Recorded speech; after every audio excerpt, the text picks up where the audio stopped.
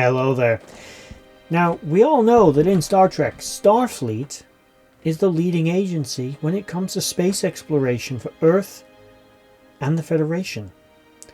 But it's wrong to assume that Starfleet is the only group or faction which is Earth-based actually doing this. Now, there are many organizations, groups, races, governments within the Federation that maintain and operate their own independent starfleets. The Vulcans, the Andorians, the Betazoids, they've all got their own ships, their own fleets, their own operational duties. Whether they fold in with Starfleet or remain somewhat sovereign and independent probably varies from species to species. But even within an individual race, there can be multiple subgroups and factions that serve different purposes. In Earth's case, we can name a few off the top of our heads. Of course, we've got Starfleet. We've also got the Earth Cargo Authority. And we have other civilian fleet operations. We know that within Starfleet, with a sort of sub-branches of the agency, we've got sort of Starfleet Medical maintaining and operating its own ships. The Science Council maintain and operate a small fleet of vessels themselves.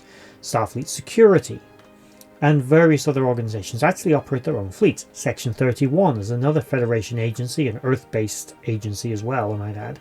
Also, at one point, maintained and operated its own starships. At least openly maintained and operated its own starships, because of course, even in the 24th century, they clearly still have their own ships, but whatever. That's kind of, for example, we see them operating a Defiant class vessel.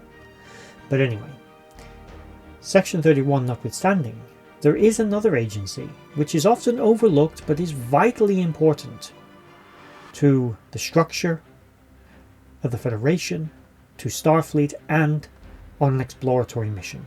And that is USPA, the United Earth Space Probe Agency. This organization is actually older than Starfleet.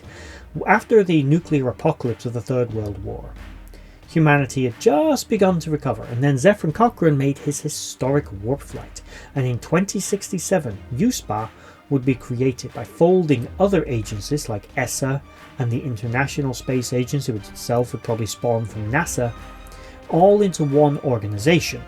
USPA was born. They would be responsible for construction of probes such as Friendship 1 and various other craft that would be built around that time.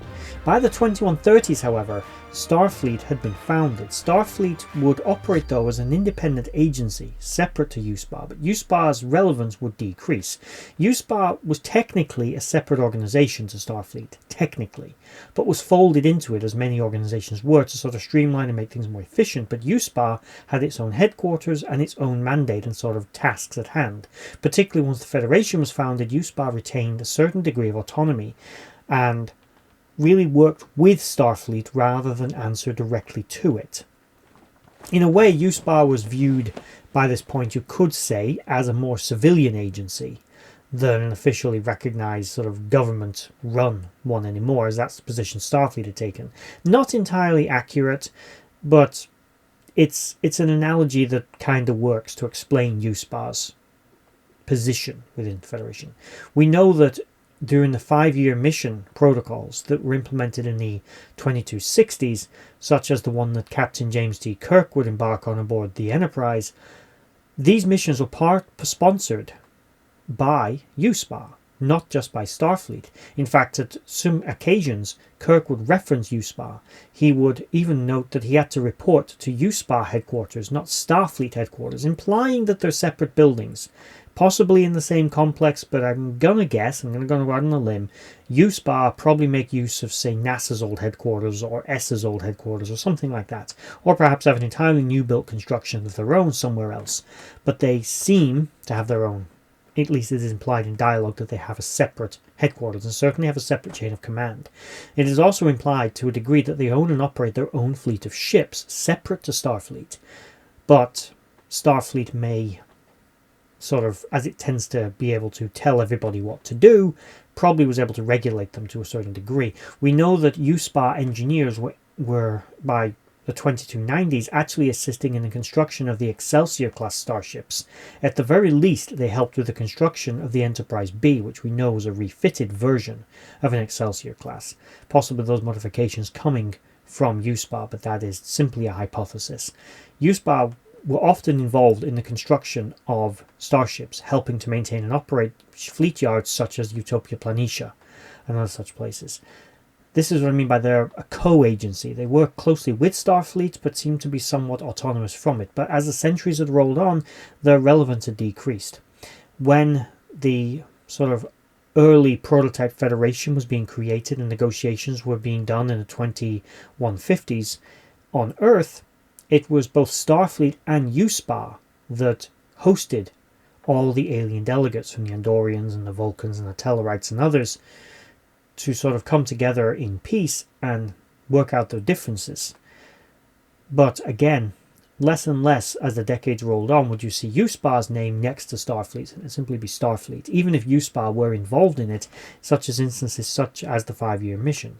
There's no references to USPA after the 2290s, which could indicate that the agency was finally shut down and all of its personnel, assets and resources were simply completely folded into Starfleet. Or that once again their relevance simply decreased even more to the point where they were little more than an engineering and scientific and research corporation within the Federation and subdivision of Starfleet. Who knows? But it's interesting all the same.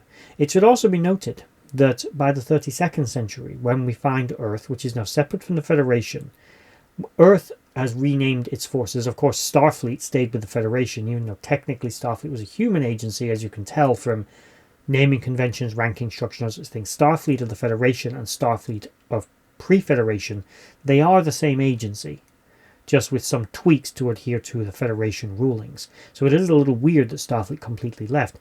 As Saru pointed out when he first arrived back at Earth, he didn't exactly get a warm welcome when one of Earth's own ships had come home. So even though it had a Kelpian captain and a crew from all over the Federation, the Discovery was still considered an Earth vessel. But by then they had turned into the United Earth Defense Force, and again there was no reference to USPA as either a subdivision of that or as a separate autonomous agency. So it's entirely plausible, at least in my opinion, unless canon contradicts this statement, which, in 5 years' time it might. So but as of the making of this, unless canon contradicts it, USPA after the 2290s ceased to exist in a autonomous form and has either folded into Starfleet or has been dissolved completely. But all the same, as I said, it implies and shows the complexities of fleet operations within the Federation, and also shows you that there is more to it than just Starfleet.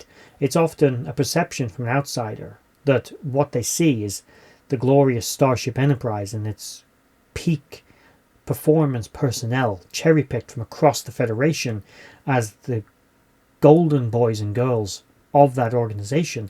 This is what the Federation is like. We represent it. But there are other sort of more salt of the earth, more basic organizations running things in the background.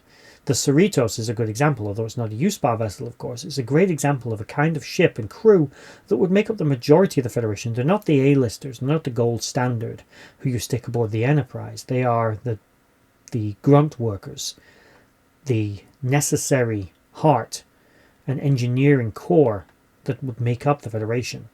And you would need subdivisions in different departments and organizations doing different jobs.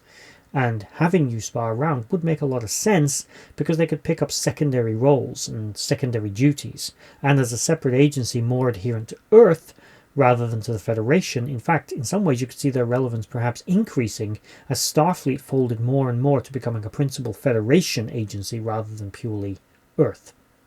But that's a bit of a hypothesis on my part. And with my little hypothesis out of the way, we're at the end of this video. If you've enjoyed it, like, share and subscribe. Hit the bell notification icon because it's the real subscribe button if you really want to stay up to date with videos from this channel. Please check out the playlists that I've hopefully remembered to link in the corner. and they'll take you to various other Star Trek content. I have various Star Trek playlists. Some of them overlap a little bit, but there are others such as the Terran playlist, which is all about episodes in the Mirror Universe, one of my favorite aspects of the Federation. Not the Federation, of Star Trek. The Terran Federation, that doesn't sound right at all, does it? Anyway, if you made it all to the end of the video, thank you for watching, and bye-bye. I'd just like to say a thank you to everyone for watching that video. I hope you enjoyed it. I really enjoy making these. If you did enjoy it, please consider giving a like, share, and a subscribe, and maybe checking out the other videos on the screen right now, and in the description box below there are links to my other social media accounts.